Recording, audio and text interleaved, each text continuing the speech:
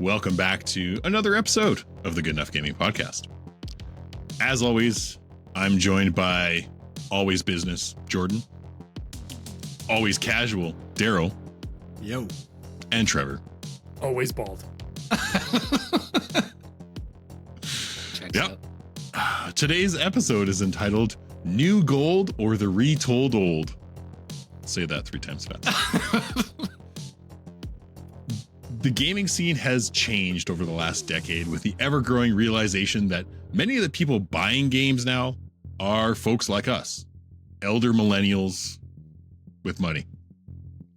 Hi, Kind of. Can you show me where that money is? Yeah. Kind of. Is it pray in the tell room where with this us? money is. Since the market has much more than just the youth target audience, the things that developers are making and releasing seem to have 2 distinct targets for sales. Number 1 being the new release game, a creation from the ground up or continuation of a storied franchise. Or number 2, a remake, remaster, or emulation of a classic title that we, elder millennials, grew up on. And this isn't just exclusive to games we all well knew. It's still prevalent now. So here at Good Enough Gaming, we thought we would discuss what seems to grab our attention, what the future of gaming is for us. You know, what grabs your attention more? What kind of games do you gravitate to? The new kid on the block? That's a dated reference. The crisp, new, exciting thing? Or the tried and true games, the old faithfuls, the ones that live in your head rent-free? We'll take a look at the future and the past and figure it out from there. Let's go. Smush them together. Retrofuturism. It's an art. You've been remastered. Sick art movement, by the way. Obey, oh remaster. No. So this is kind of a weird topic because I love new shit. I love the dopamine chase. But there's also just, some games that stick with you regardless. Like we were talking, Jordan managed to pick up an Odin. Hey, keep it to yourself. Hey, it's not. Nintendo said it's not illegal, Jordan. It's fine. Yeah, that's right. No, they admitted it. No, but it's my segment today, you fuck. Oh, I just wanted to talk about the mass amount of PlayStation 2 games that we were going through and reminiscing about. There's some games that held up insanely well. You're right. Outlaw Golf 2 really held up It's really perfection. well the last Just that time we whole, played. the whole Outlaw universe. Oh my God. The It held Outlaw up so cinematic well. universe, if you will. So there's some games that, hold a cherished place in our hearts that, we've been begging for a remaster, begging to live in that nostalgia. And then there's others that we're more than happy to forget about because they were like at the time fine, but like we don't need to see them again. Meanwhile, there's also Talking just to you, The Last of Us. Enough is enough. Skyrim. They're remastering Elder Scrolls 4 Oblivion. Yeah, which makes sense because that's actually old enough to get a remaster. Not a re-release on the latest. Not just like getting it ported to every system available. It's different. Yeah. And I mean, there's again, absolute new bangers that have been coming out quite a bit.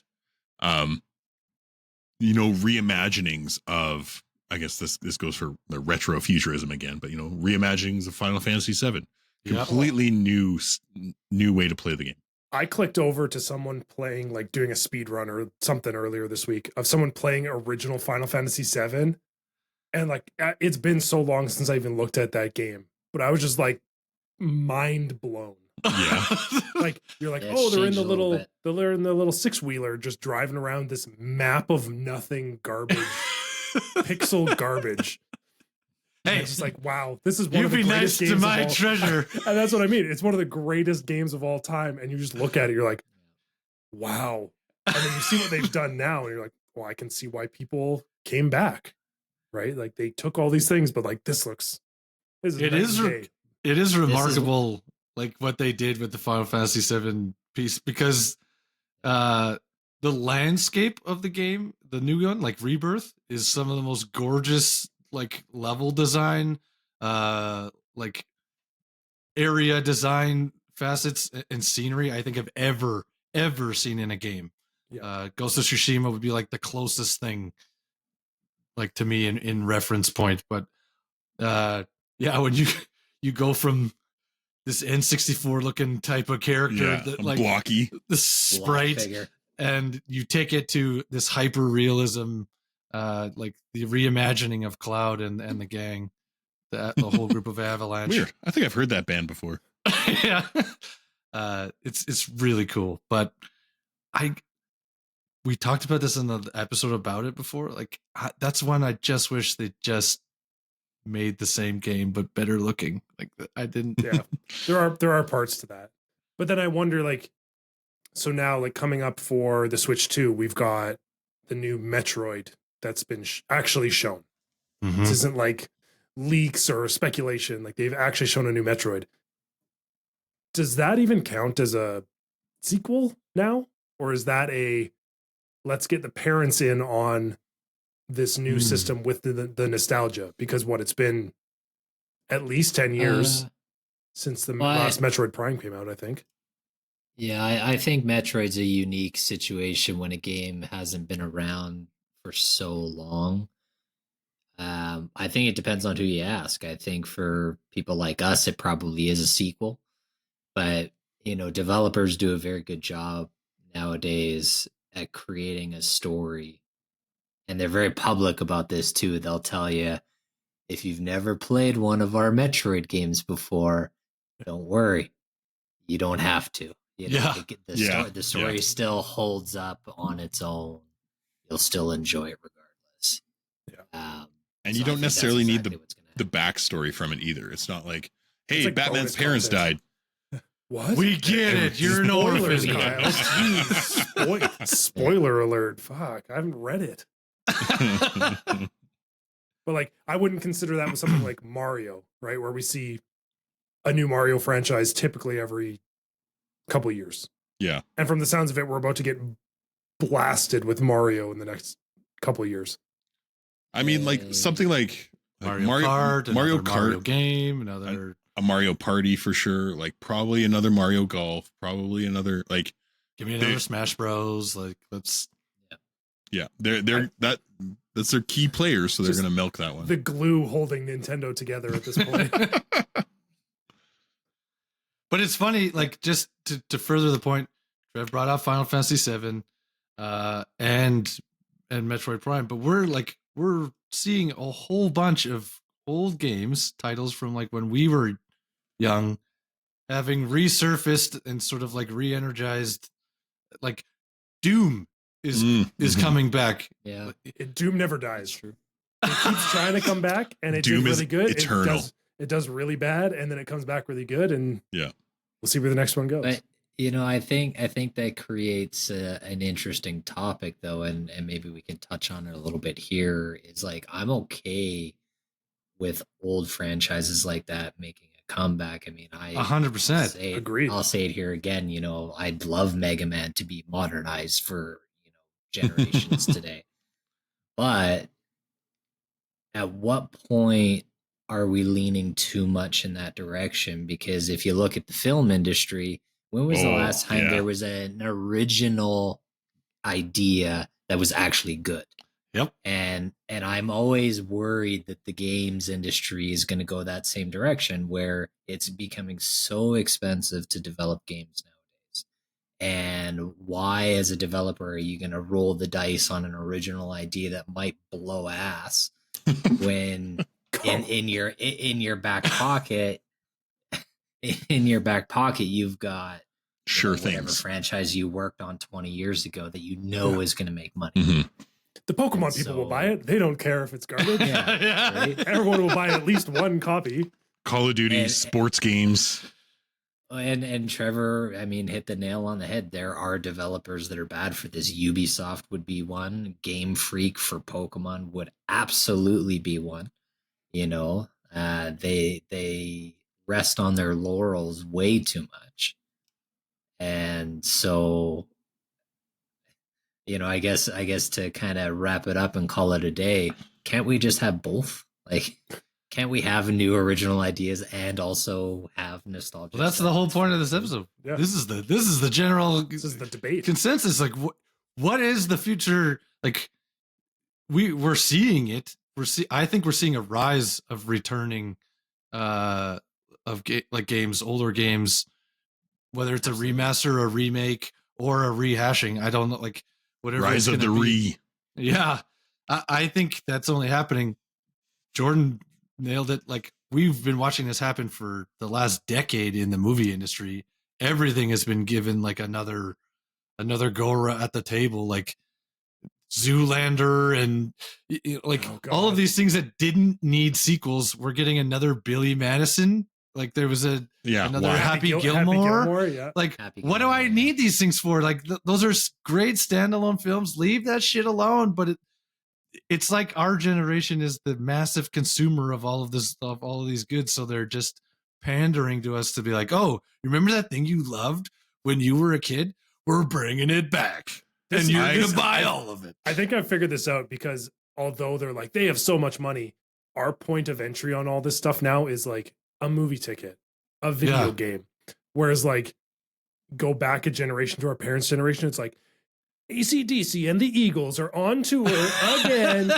They're all like on walkers, but you're gonna go see them for $500, right? And that's like, it's like the equivalent shift of that, right? Where they're like, well, you can go see a movie, right? And it's just quicker entertainment.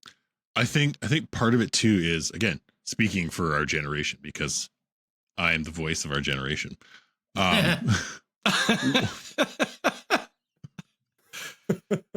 Wow, it's so humble. We're looking for things. I'm sorry, but the world's kind of shitty right now. What, Kyle? I don't know what you're talking about. It started with COVID, when we all got shut inside, and we're looking around our houses like this is in our millennial gray paint. Like, everything is collectible. This is boring as fuck. I want to make my place that would make my younger child self happy. I mean, like, fucking look at this. Like, I don't know what you're talking about. For the non-video people, Kyle has a bookshelf of comic books and Deadpool shit. Daryl has an D&D entire stuff. bookcase of DC things behind him, and I just have a smorgasbord of random nerdy stuff behind me. Jordan's in a hotel room. Don't knock my the hotel art here. Don't you dare make fun of Ansel Adams and his wonderful hotel art. Jordan's got like coffee stain hotel art on the wall there. I don't know what that is. Just a bunch of, I don't know if it's coffee stains, but see, there's something on the wall. Just on the wall. I'm looking at the pictures on the wall. I don't know what I don't know. Maybe they got some good distance. Don't turn the black light on. No. Anyways, I think we're looking for stuff that makes us happy and reminds us of times when we didn't have to care about shit. Well, I think the funny one is we sing the songs that remind us of the best times. Thanks, Chumbawamba. There you go. But like, I think the funniest one is everything that's been doing really well for games have been a lot of RPG games, like single player focused RPG games, but also a lot of games that are like very complete upon release, right? Yes. That's the most old school thing you could have about a video game when you didn't have internet and updates, is like, this shit had to work. Yep. People might find glitches. There might be like a bug or two that work themselves out over the years, but like, a complete game is a complete game. And that's, I mean, people now are voting a little more with their wallets on that stuff. And we've seen it with the Game Awards and everything. That's why else. Ubisoft's going under. Yeah. Suckers. Buy the new Assassin's Creed, because it's going to be the last fucking one. Promise. It's collectible. Yeah. Promise. This is your like Bitcoin stock pick of the week. Get Assassin's Creed and get a sealed copy, because it's gonna be the last one. Is that like your sealed copy of Concord? I mean, if someone has one of those, that's like the ET of modern games. Yeah. Give it 40 years before it's worth the actual money they paid for it. Yeah, put it in a container. Get one of those old, like the old Blockbuster or like the old Walmart, like Oyster cases for it. Yeah. Nice. But honestly, like I think I think it's the same reason we've seen a resurgence in single player games as well. As I think gamers as a whole, we've kind of voted with our wallets to prove to developers that, hey, we don't always need a multiplayer game. We don't always need a live service game. And the last couple of years, like we've had Black Myth Wukong, we've had Baldur's Gate, which obviously had co-op but like no live service elements. God Elden of Ring. War, Ragnarok, Elden Ring. A lot of the game of the years have been essentially single player games, maybe some co-op, but Just sprinkled in there. Not Call Yeah. of Duty or No, FIFA Online. no, or something it's like not the games that are winning are not like money printing machines for the benefit. They are because they're good games. that. They are, but they aren't. Yeah. in a different sense, Yeah. right? Yeah. Like It's like it's these not, other games are continuing to make money off of They're in-game Cosmetics. currency and they're designed, cosmetics. they're Idiots. designed to extract as much dollar yes, out of as it's many not designed pockets to as be a possible. great game. It's designed to sell you a fucking bong hit finishing move in Black Ops, or a unicorn fart finishing move, I mean, or that's value. Wait, there. what? Yeah. thanks, butt stallion. But So- it's so funny because we've talked about this before, to like lead away from that, is like it is getting cyclical where you're like, okay, we've hit the 30-year mark on really the peak of side scroller games. And there's so many indie and like higher level side scroller games being made right now. Yep. So I'm like, give me like another 5-10 years, like bring me back to the 3D platformer. Like I've said this so many times on this podcast. It's just like just shift it a couple years forward and make a mascot platformer like Astro. Just give us And Jack there's so and many Daxter mascots back. out there Yeah, Yeah. give us that could Spyro, Jack and Yeah. Daxter. I mean, they kind of did Crash Bandicoot, but that game, not a huge fan of. it crashed. I mean, Daryl and I have had this conversation that the PS3, Xbox 360 generation of action adventure like hack and slash games, those need to also come back. Oh, yeah. Not every action game needs to have deep RPG mechanics with a giant skill tree. Like No, give me. I don't need Kingdoms of perfect Amalur. parry systems and No, Give me- give me Kingdoms of Amalur, Yeah. like Devil May Cry type action games. This is You know, what I give me want from Fable. Yeah, Yes. give me Oh, flashy please. abilities. Especially with the hardware nowadays, like give me abilities that make me feel Screen badass diarrhea. as hell. And but again, like I got it. Thanks for the sound benefit- effects. Yeah.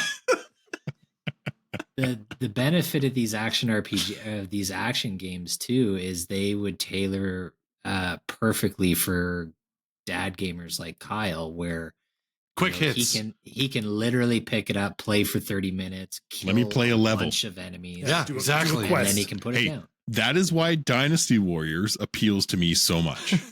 That's true, actually. There's a franchise that like just will never die. No. Yeah, It- Kyle, it- you need to it's- play Fire Emblem Warriors. It's just like it. It's just like Dynasty Warriors. It's It is. like Oh, that's literally, true. Yeah, it's like it's a knockoff literally game, like right? 5 to 7 minute levels. Like it's easy. There's You also know- there's Hyrule Warriors, which is Zelda. I refuse. Whatever. No, I refuse. The link is in the bio. The link's not in the Boo. Zelda, that's for sure. Ew. That's Ganon. Oh. Princess is in another castle. That's that franchise, right? Oh my god. Oh my god. Okay. Have we even like answered our question at all here? We're debating, Kyle. Have we? We're- have we- That's the Hey, question. Is We're one better? building up our arguments. I Okay? think, We're giving the people some information. yeah. For most people, I would say the toughest thing to go back and play a lot of games is you do have to get into typically emulation. Things have gotten so expensive. systems and games are impossible to find like in tandem unless you have them already. Yeah. I've even seen, there's, I feel like we sent this reel a while back where a guy like pretends to go to a store and is trying to buy like some retro games from his childhood. The guy's like, yep, that'll be $500 for like a fucking Pokemon cartridge. Yep. Like, yep, $500. It's like, cool. Great. Yeah. Thanks. And that's where like Jordan will get into it. He got a handheld, like one of the, there's so many that have come out on the market, some of which they bring out and they're like, you can put your Game Boy Advance cartridges in these. I'm like, no one fucking has those. That's the problem with this system. I don't need the thing to play it on. I need like the files. Don't speak for everybody. Well, yeah, except for Daryl. And then you like doomsday Daryl's prepper collector people, also known as hoarders. Hey. But I can't hoard something I already had.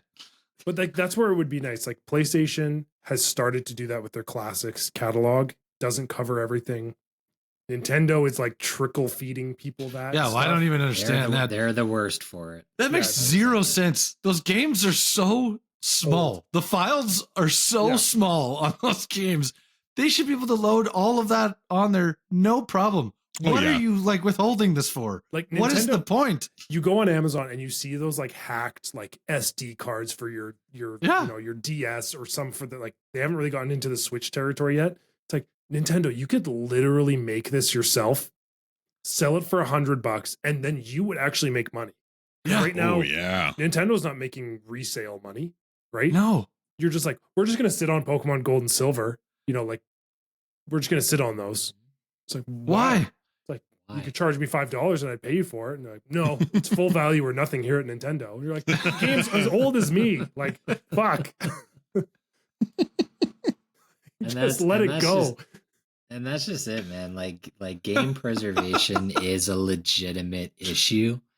And like I know that there are groups of gamers out there that have built websites and like museums and shit just to preserve retro games, because you have companies like a Nintendo that just gatekeeps it from people, and it doesn't make sense. Like I understand wanting to protect your IPs for certain things, but there's so many people out there that would buy like GameCube is a perfect example. It is some GameCube games are insanely expensive, crazy priced. I got rid of some of mine by accident, and then I tried to rebuy them back, and I was like, "Fuck me!" $120 for like Double Dash, like Mario Kart Double Dash. You're just like, oh, like why? That's another like garage sale pickup. I was gonna say we'll make a U.S. tour of garage sales. We'll go state to state, and we'll go find you some stuff, Trev. Like, we'll hit up our good friend Retro, and he will. Yeah. But that's like honestly like emulation, if you do want to play that. And I know like with Kyle, like he's talked about it, like trying to get his kids to start on some of the older games because it's like kind of an earned thing. It's also a bit of like some of them are appreciating it too. Yeah, it's appreciation. It's also just like a lot of those games can be simpler and really like easy to pick up. And some are just better. Like some are just better made games with they're fun.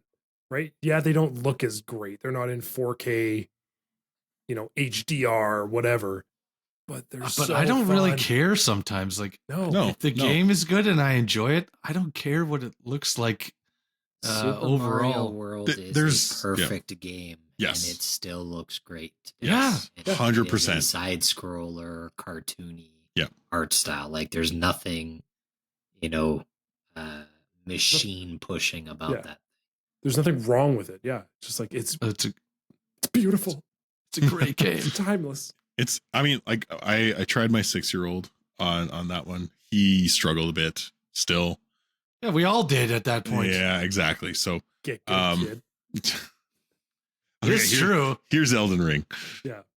But then I don't know. I have issues seeing like 6-year-olds playing Apex. I was like, what the fuck are you doing? You put your kid in front of Apex, like hey, better than Fortnite. Right? It's all the same. Roblox.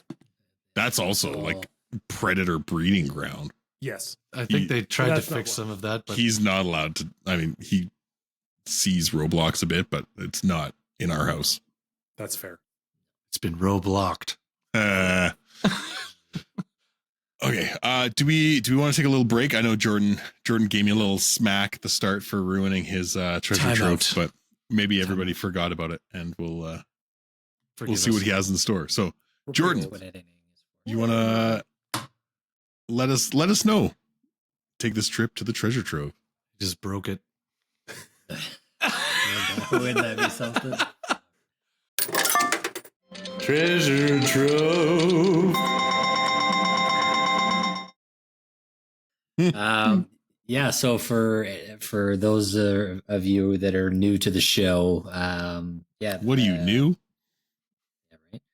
Yeah. My segment is the treasure trove, which apparently I play anything and everything nowadays, and Apparently? so I got True. apparently. It's been confirmed. I got my Yeah. own segment for it. So this week I'm doing something a little bit different. I'm actually doing a hardware treasure trove. Oh, that's I- new. That's fresh. I went down the Kyle hyper fixated rabbit hole a couple Hey. weeks ago.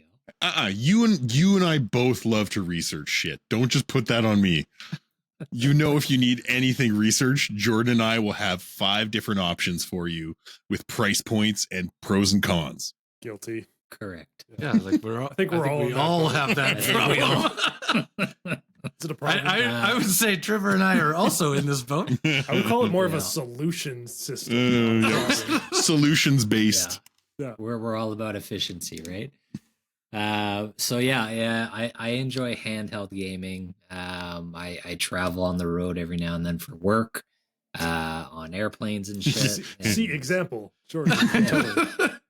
So, but at the same time, taking things like an ROG Ally or the Legion Go or the MSI, they're big, they're clunky, battery lives aren't great, but they also run into the same issue that modern games do. You boot it up and you want to play something, and oh look, there's a fucking patch to download Mhm. and wait for, and so that can be a bit of a nuisance. So I came across good old Facebook Marketplace and found an AYN Odin, it's called. There's lots of these brands out on the market. AYN, Retroid, Miu, I think is another one. There's Or Yumi. I am Fook me. No, Fuck you. There's a lot of dude, where's my car references this week. You, Yeah, me, Austin me, you. Powers. you. What's So that? anyway, this That's Night at the Roxbury. No, it's We're making this- multiple references and interrupting Jordan. It's fine. yes, Jordan, focus. continue. Focus. So this handheld system, it's about the size of a Switch Lite. So it's a little bit lighter, a little more compact, but it's got a big screen on it. And it's built on an Android software platform. So it's super easy to download emulators to it. You can modify it with a million different options. And so like I'll show it on here. Oh, there. Thanks, Vanna White. Yeah, right. Jordan's got his 3DS screen going. So like the cool thing with this is like it's powerful enough. I've got everything from Super Nintendo, super low file size, all the way up to PS2, GameCube. And that's been a ton of fun. I spent my entire birthday weekend downloading things that you're not supposed to. That was a group It's called effort. sharing, Jordan. It's Yeah. it's not stealing, Yes. it's sharing. It's true. Yeah. That's right. That was a And- group effort to brainstorm all these games that we thought you should experience. Have.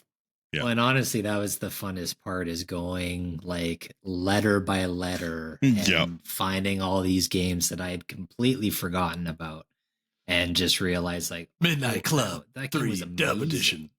Yeah. You know, Need for Speed. House real Carbon, big. Car real Underground. big.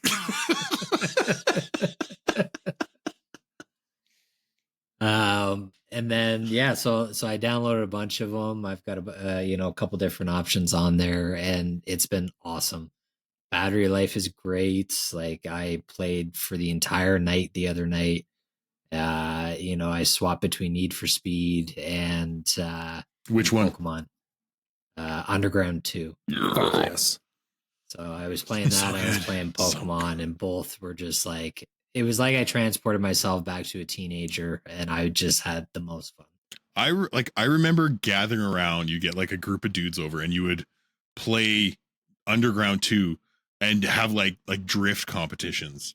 And some guys that I played basketball with, shout out to Steve of all people, put up these fucking crazy ass scores. And I don't know why I still remember that. I was in 9th grade, but I remember us getting together with our basketball team and him just like crushing everybody. And you're just sitting there like, how the fuck do you do that?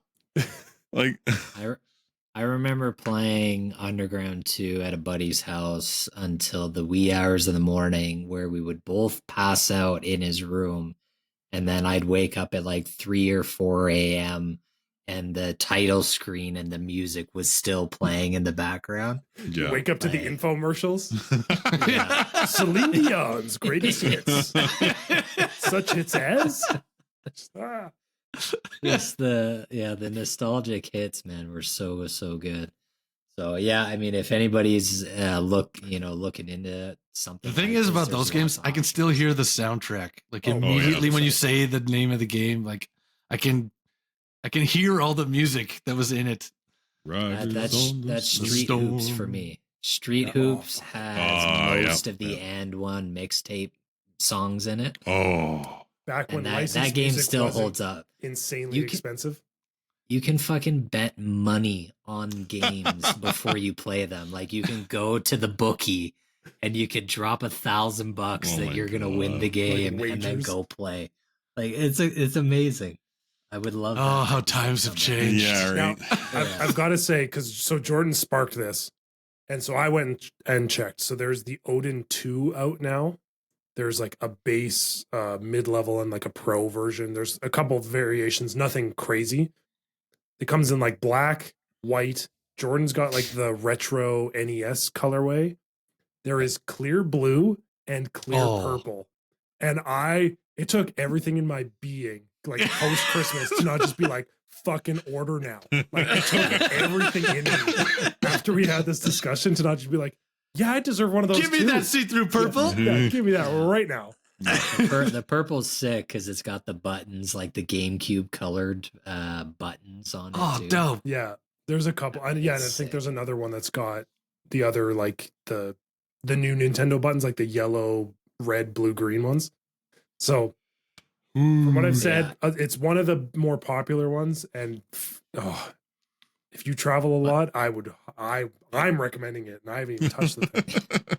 Well, and like the last thing I'll touch on is like I said, there's a million options out there, and I got lucky that it was a used unit for like $150 Canadian, which up here is insane, dirt cheap. But you can get like a Game Boy colored size like handheld with flips, a 3.5-inch screen. You can get something like that up here for $80. But so it just kind of depends on like the form factor and kind of what you're looking to do with it. But that screen size is just too small. The screen size is too small for me. It's okay for kids. Yeah. Like if you're thinking for your kids. it depends on the person, right? Like I like the portability factor of a game. Mm-hmm. Look at this big ass hands. We have to. Can you put movies on it, Jordan? Like if you were to also say share a movie with a friend, creatively acquire via a digital file with one of your anonymous friends on the internet, could you watch said movie on your Odin? Yeah, probably. Yeah, to me that's like the perfect laptop replacement then. If you're not politically correct way to put all of that. Dance around that. Now this movie, we don't promote any of these activities. We got everything legally. You wouldn't steal a car. There, that's talking retro. Take it back. You wouldn't steal a house. I mean, at this point, It's- maybe. Back It when we Well, were works people all do. It works off Android, which is great. So it's super easy to The superior system. format. Okay. Guess which one of us is not an Android user? I was gaming on that Trevor. MacBook, Daryl. iPhone peasant. Oh, please get out of here. They're good. They have their use. But either way, AYN Odin. Dope. That was the longest segment ever. But it was I so know. Luckily, That it's, was a luckily very it was still long on segment. topic. Yeah. Hey, tangent's gonna tangent, man. It is what it is. Yeah. Like if I knew if I had like a trip coming up, Trigonometry. like a very long like flight or something, I'd be like, fuck, I would have really Yeah. debated. Yeah. Daryl, if there's one thing we're known for, it's staying on topic for an entire episode. Yeah, it's I don't think guaranteed. that's ever happened. so easy for us. Guaranteed. Was 7 seasons in? I don't think we've ever had an episode. Fuck, man, we're almost at 8. I know. It's crazy. Yeah, I guess that means we need a movie deal now. This is episode 138. Wow. Give or take. If you've been here the whole time, good for you. Thank you. Yeah. thank Why? Thank you. Also, Thank we you. apologize for the first like 2 seasons. Why? Sorry. Quality thanks. wise was just poor. We're still working on it. We're Yeah. getting, I don't know. I think we're pretty dialed in at this I do my point. best. Hey, I would say our content was still hilarious back then. We just sounded like Shit butts. sound. yeah. Just get through the first season and you're set. Skip Just it. bear with us. Right? Anyway, Kyle, get us back on track, damn it. Oh God, you're asking me to do that. So the we host. are okay. Let's So bring. what's- I'll bring it back. I What's got the this. deal? Take us way back. What is the future for us as gamers? Food. Jordan has just built this wonderful machine that he's playing retro games on. What is the future for us? What do you think you are gravitating towards within the realm of what's being released? For me, I'm gravitating towards things like I'm a balance, right? Like if they were to release a Jack and Daxter, I would be buying that day fucking one. Mhm. But there's also brand new titles that are coming out that are like, this is really interesting to me. This piqued my like what I want to play. I want to try it. Right? So like Marvel Rivals, for instance, we talked about that last week. This was a brand new game, not a brand new idea, but it's still a new game. Soaked in like retro. Oh, that's information. true. That's true. That's the thing. It's just like been dunked in vintage. dunked in vintage. It's got that smell. It's got that comic book store smell. I don't know if I would go that far, but Just like the classic it's- reference. Like Honestly, it depends on my mood, but also it depends on the situation. Like I think for me, I think from a console perspective, I am leaning more towards the new modern games, mostly just because like sitting on a couch on a big TV, a lot of those retro games don't translate well. And I've also come to terms with the fact that most like remastered games are a waste of money for me. Because it's upping the resolution from 720p to 4K, but touching nothing else. Like that's just not enough for me. There's a few remasters I would pay for. Yeah, but very but see, specific. and that's the I'm with thing, that. right? Is like even remastered games a lot of the time are 60 to 80 bucks, and it's like I've played it before, and it's not going to age as well as I hope it's going to age, and so like if I want to play retro games, it's probably going to be in handheld form because the smaller screen size is going to make those games look better. I'm not going to play them for 8 hours at a time. It's probably going to No. be maybe 90 minutes to 2 hours, and then I'm going to put it down. Try to give your neck a break after like looking like this the whole Weakling. time. Yeah. weekly. So I Jordan, think Jordan it likes just- to play laying down with his hands above it. when he falls asleep and it we've smacks all- you in the face. Yeah, we've That's all when you're almost done. gotten a broken That's- nose from a Game Boy. Yeah. That's been done. Yeah, I agree. But, Like, I think yeah. I agree with Jordan. Like, it's a time and a place thing, and I think it really like we've talked with devs, we've talked about new games. There are some new games that are like they are worthy, right? They are worthy of attention, they are worthy of praise, and they are very, very good. Right? We've learned lots of lessons from the past and made this awesome thing. But I think people are also getting more picky now, right? We're getting to the era of like no pre-orders. There's no guarantees that this is going to be even okay, let alone good. And so that's where, having, like with Jordan, having something to fall back on. If you're like, hey, I just want to like sprinkle this in. I've got to sit on a plane for 2 hours. I've got to, sit on the bus, whatever. It's just like, I just want to play some Mega Man. I want to catch some Pokemon when Pokemon was like the glory days. I think they have a place for it. And that's why there's so many of these machines that exist. Like, because people yearn for what they like. There's a certain comfortability. Yes. It's like rewatching The Office for the 18th time. Like are the our age group, we are the consumer of the nostalgia, everything. Like we're pushing that envelope where it's like we're getting Doom, we're getting Final Fantasy, we're getting like all of these things are coming back because we've been asking for them, I guess, like for a long time to kind of come back. And so they're listening and going, okay, there's enough of this, like it's gonna sell. Like let's just give it a go. I mean, we're not seeing a lot of Pong remakes, right? Like bring back Pogs though. Only 90s kids remember. But sorry to interrupt you. That's okay. No, I just think that's kind of we're the demographic that they're pandering to when it comes to that. But if we're smart, like going the emulation route and things like that, then we don't get really taken advantage of on that front. But the new stuff to me, I'm really torn on this subject because I feel like it's very easy to kind of go back and forth.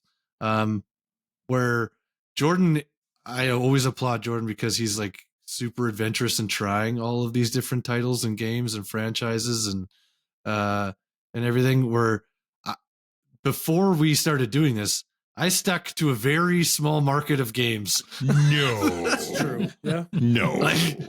I played Need for Speed, I played Mortal Kombat, I played Final Fantasy, and I dabbled in some other things along the way. Like living in the past. I just like stuck with what I loved for the longest point. And so now for me that my horizons have sort of been more broadened on have they reached Zero Dawn? Sorry. I find myself playing some new things, but I still really, really like what I like. And I'm still going to keep buying the same franchised games and go back and play old ones. Like I would go back and play Need for Speed Underground in a heartbeat if I had something that it looked good on, like to Jordan's point. I've played Need for Speed Payback and Heat like 5 times over each because I love those games. Like you just do it. That is your office. That is your comfort space. That's my thing. So I just, I mean, it's like, I don't know. It's sort of like we're saying, it's like the shift away from movies, right? Where you've got people who from, back in the day were like, this is like the greatest movie ever. And they're talking, like a black and white movie where they're like, this is peak cinema. You got to go watch this. Gone with the Wind. Because it was just so great for what it was. And there are games like that. Like Daryl's got his Need for Speed. Like, fuck, when Diablo 2 Resurrected came out, I'm pretty sure I pumped 150 plus hours into that game. Yeah. And it's a lot of very quickly. repetition. Yeah. And I played the fuck out of that game because that reminded me of a time, right? And same thing. Jordan's like drooling over, now that we've all got PCs, Jordan's just like, StarCraft. Everyone gets StarCraft. Right? And there's just, it's a time, but it's also just like these, it's not like this is some trash game that, we played as a kid. It's like, at the time, these were considered like some of the best games ever. right? And that's where you like build this list of things, and you're just like, oh, I just want to go back and experience that again because it was so good. I mean, like and that's why when we bring it all the way back to what we were first, I mean, we started off joking about it, but Final Fantasy VII Rebirth and Remake, like that's how you bring an old franchise to new audiences. Yep. Is you not only give it a fresh coat of paint and new mechanics and new gameplay stuff, but they even went as far as changing the story and adding new components to it. And so I think for us, we're in kind of a unique, almost disadvantage where You see both. Yeah, you see both, and for these developers that introduce a remastered game that is just 720p to 4K, that's not good enough for our generation because we're like, well, still play. I can play that. It wasn't 4K. Like, it wasn't 4K when I played it as a kid. I'm pretty sure it was. Like I remember it that way. that's like a PS1 polygon ass game. You're like, oh my god, this is the peak of. It was also game meant graphics. for like the cathode ray TVs. Yeah, like it was not meant blurred for together. these like flat screens. The funniest one though is like the reason Final Fantasy still holds up, which is the saddest thing about it, is that the baseline story of it is still extremely good. relevant. Not just good, it is fucking relevant. Yeah. And you're like, yeah, let's just mine the planet to death and have a company that oversees all of us. Cool. I thought This sounds familiar. I thought we'd be done with this by now. You're like, shit. If anything, it's worse. The car is real. Yeah. I think overall though, like the retro ones that we're gonna bring back and that we're going to be drawn to are the ones that make us feel like we're kids again. Yes. Like again, fun of it. Again, talking about, us trying to find joy in the world, we're open to new things, but we're going to revert back to those things that like bring back those special memories. Trevor talked about Diablo 2 Resurrected. Diablo 2 is what we bonded over as kids, where like instead of just being like brothers existing in the same space, beating the shit out of me. Me getting the shit beaten out of me.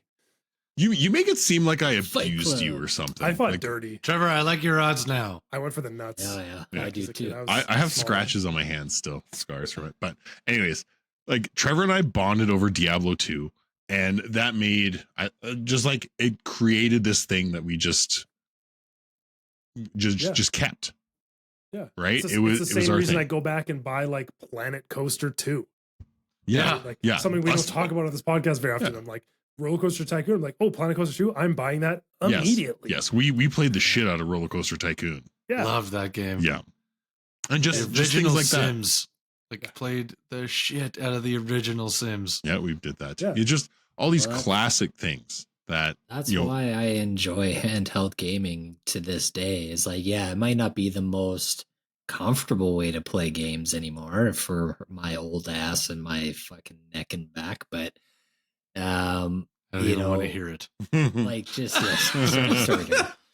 But like it again, to Kyle's point, it brings me back to the days where I was in the back seat of the car and I was playing Pokemon with no backlight, and I was playing it with the street lights that were whizzing by, and like that was your source of entertainment. Wario World for me. Oh. Yeah. And so I think in not that I'm a nervous flyer by any means, but like when you're in the hustle and bustle of an airport, there's just something nice to be able to put headphones on and sit in a corner somewhere with a handheld, and it just like the entire airport disappears. Yeah. And you just relax and you kind of. And that's how I lost my luggage, but it was worth it. It's okay. I got reported. I got to talk to some people, some lovely people. They searched me. It was fine. I don't need to do a colonoscopy for another 20 years. We're good. I didn't know you could get cavities down there. I wasn't aware. I don't think it's what they meant by cavity search, but okay. Searching cavities I didn't know I had.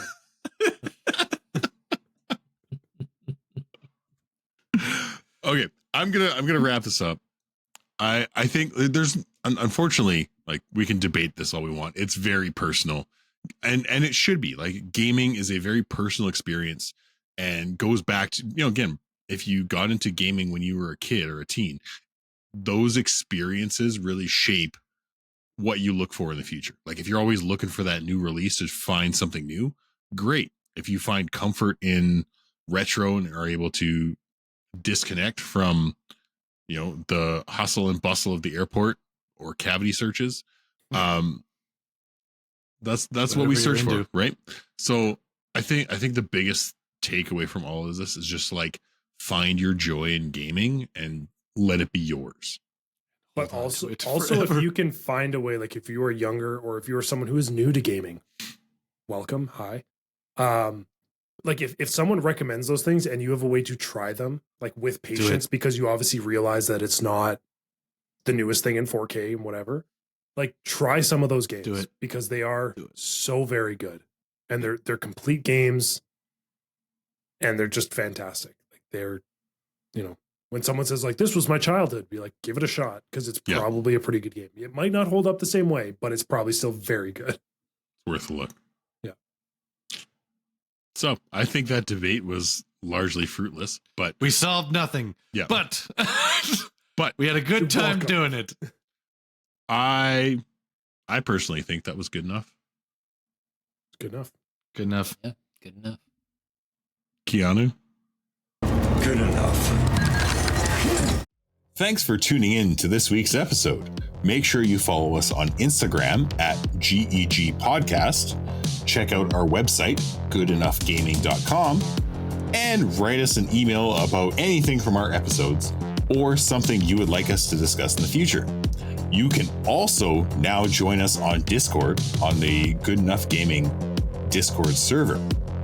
We really appreciate you listening and hope you continue to join us on this epic adventure of discussing all things gaming and nerdy. Please subscribe to the Good Enough Gaming Podcast on Spotify and Apple Podcasts, or wherever else you listen to your podcasts, and rate us 5 stars so we can find more good enoughers in the process. Just remember, we might not be great, but we are good enough.